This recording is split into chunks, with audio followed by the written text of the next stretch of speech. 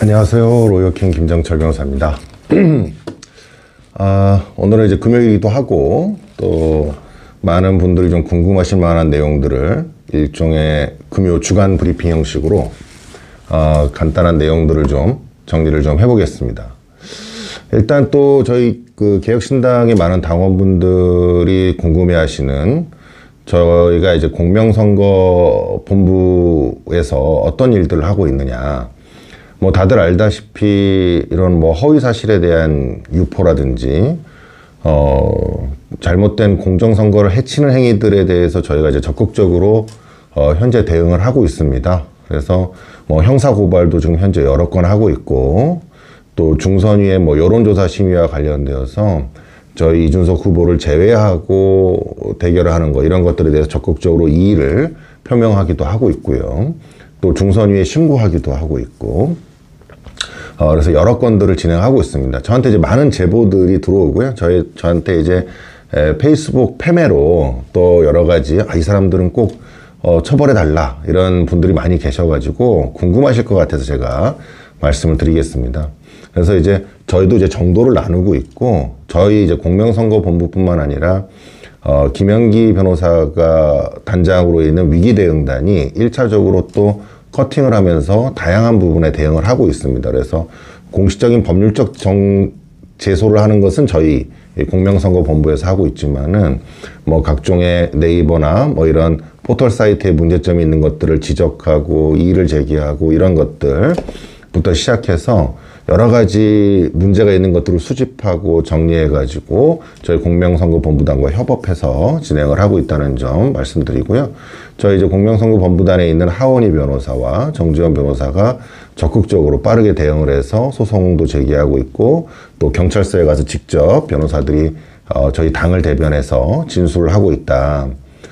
그래서 적절하게 잘 대응하고 있으니까 너무 걱정하지 마시고 또 제보 주신 것들이 전부 대응이 되지 않는 것처럼 생각하실 수 있는데 저희가 그거를 전부 보면서도 커팅을 하고 있고 어떤 부분은 제보 어떻게 할 것인지 어떤 집중도에 차이가 있는 것이다 이렇게 생각하시면 되겠습니다. 두 번째는 지금 막 그 국힘에서 김문수 후보가 단일화를 거부하는 내용이 나왔네요. 그죠? 제가 이제 김철근 TV 보신 분 계실 텐데 그때 저도 이제 우리 김철근 총장님하고 함께 그 TV에 나가서 그 한덕수 총리와 전 총리와 관련된 단일화 문제와 관련된 법적 이슈에 대해서 제가 언급한 적이 있습니다.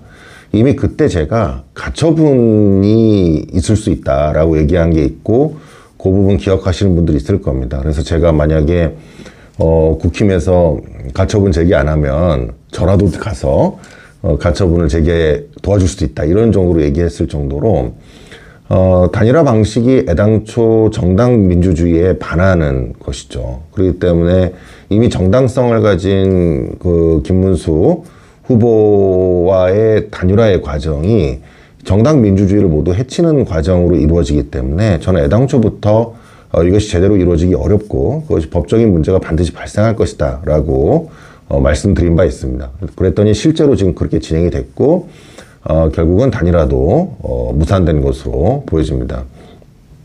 이것이 저희 이준석 후보에게 어떤 영향을 미칠지 저는 그런 어떤 정세적 판단은 하고 싶지 않고요. 이준석 후보는 지금 이미 유일하게 정책적으로 대응하고 있지 않습니까? 뭐 민주당의 이준명 후보 같은 경우에서의 정책의 문제와 달리 거기는 지금 이미 뭐 사법부를 장악하겠다라는 생각으로 모든 당의 집중을 사법부를 대응하고 사법부를 탄핵하고 그 다음에 법을 개정해서 단 한 사람을 살리기 위했다.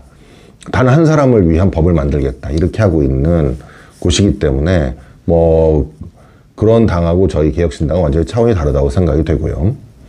그 다음에 뭐 국힘이야 뭐 이미 계엄이나 내란정당 뭐 이런 것들로 인해서 이미 많은 국민들로부터 외면을 받고 있는 상황이기 때문에 저희 이준석 후보가 앞으로 계속 확장을 해 나아가는 과정에서 좋은 기회가 될 수도 있겠다라는 정도는 생각하고 있습니다. 실제로 제가 이제 주변에서 많은 사람들을 만나고 있습니다. 저는 이제 저번에도 뭐 중고나라 대표부터 창업자부터 시작해서 다양한 친구들을 설득해서 저희 캠프에서 뭔가 역량을 좀 발휘할 수 있도록 하기 위해서 노력을 하고 있는데요. 요즘 만나는 다양한 사람들, 굉장히 좋은 인재풀들입니다. 유능한 사람들도 과거와 다르게 이준석 캠프에 합류하겠다라는 의지를 가지는 분들이 점점 늘어나고 있다는 것이 굉장히 긍정적이다, 이렇게 생각이 되고요. 정치를 멀리하려고 했던 일종의 진짜 능력자들이 개혁신당이라면 함께하겠다, 이런 마음을 가지기 시작했습니다. 그래서 사실 저희가 뭐 방송에서 쭉 내용을 보면 이번 선거에서 미래를 이야기하고 있고, 진정 국민을 위한 정책을 만들어서 꾸준하게 정책을 제시하고 있는 후보는 단 한 사람밖에 없는 거죠. 그런 측면에서 이번 대선이 저희에게 큰 기회가 될 것이다 라고 생각이 되고, 점점 그 가능성이 높아지고 있다라고 저는 생각을 합니다. 마지막으로 이번 주에 큰 이슈 중에 하나가 민주당에서 형사소송법을 개정했죠. 제가 그 전에 영상에서는 공직선거법을 개정해서 단 한 사람을 위해서 법을 개정하는 문제점에 대해서 얘기를 드린 바 있습니다. 그런데 이제 그거에 더 나아가서 이제 형사소송법도 개정하겠다고 하고 있죠.